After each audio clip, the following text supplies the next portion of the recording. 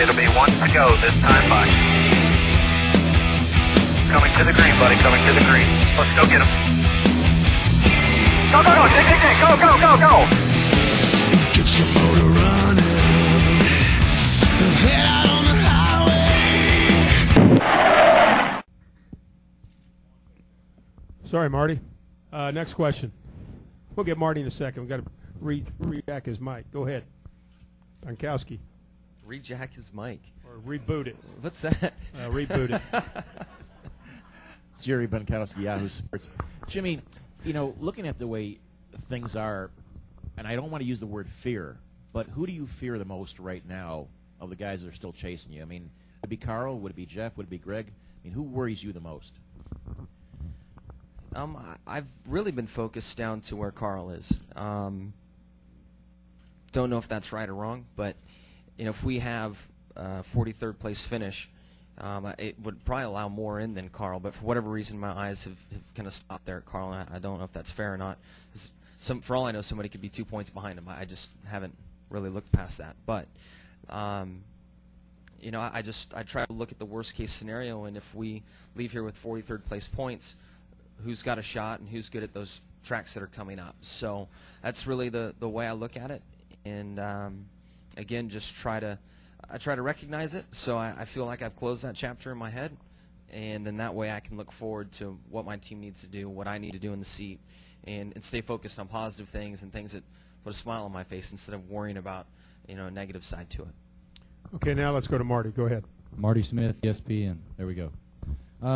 You know, given the dynamic of how this sport's made up, the drivers are the poster children for the teams. You know, you're the face of the 48. But you obviously have to have a lot of really good people behind you. Where would you be, it's hypothetical, but where would you be if you weren't paired with Chad on Hendrick Motorsports with all those guys that work on your race car all the time? Man, I don't know. You look around at, I'm trying to think of different examples. I mean, I won a race in Busch, and I got the right chemistry and right group of people together. We've done what we have. Stewart, before he just won some Busch races recently, or nationwide races recently, was in that same category. And you look at, I'm just trying to think of examples, and to cement the fact that I don't have a damn clue. I'm sorry. I don't really know, but I can say that it is a team sport. I mean, and it goes both ways. You have days where the crew and car is better than the driver, days where the driver's better than the crew and car, and you know, opinions are formed over the course of a season and over the course of a contract where maybe the crew chief isn't doing his part more than the driver, or the driver isn't doing it more than the crew chief, and things change. But I have to give a lot of credit to my guys, and they respectfully give me that same credit back, because we know it takes both of us to get it done. And I give my guys a lot of credit, and at the same time I'm probably criticized, and people say I'm in the best equipment out there, but you know, if they want to deal with Canals, they can have it. I'll give them a shot at it.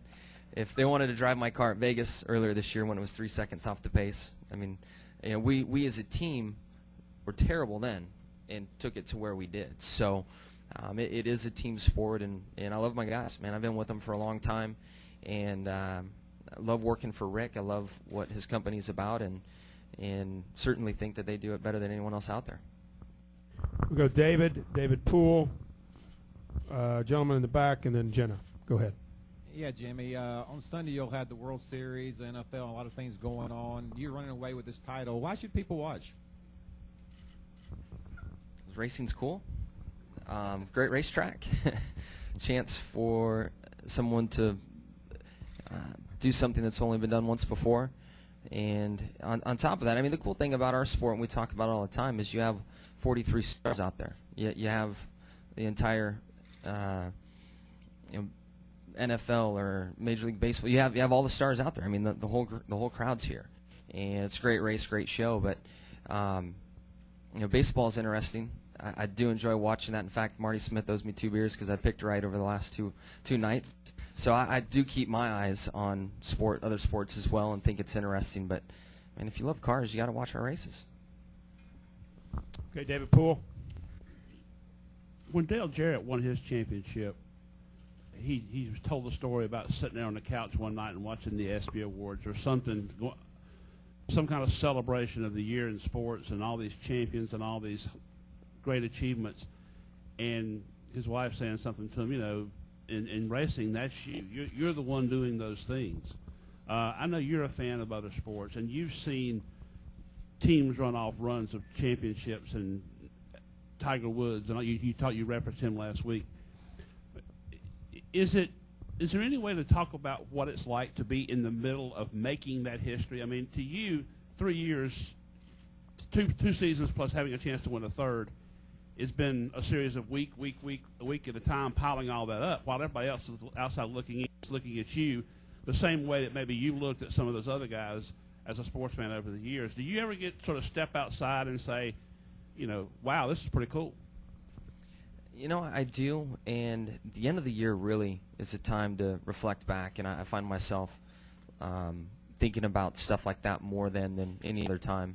Some of the off weekends, you know, have worked out to travel and be in places and sit back and, you know, just enjoy the moment and think about what we've done.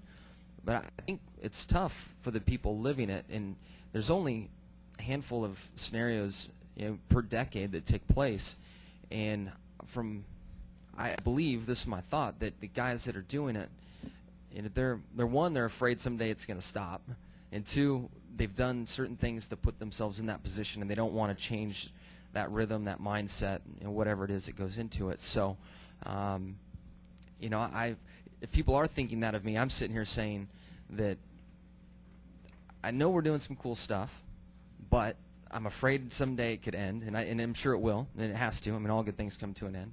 But I'm going to ride this wave while it's up, and I find myself more focused in just executing week in and week out than I do thinking about what could be or what might be said.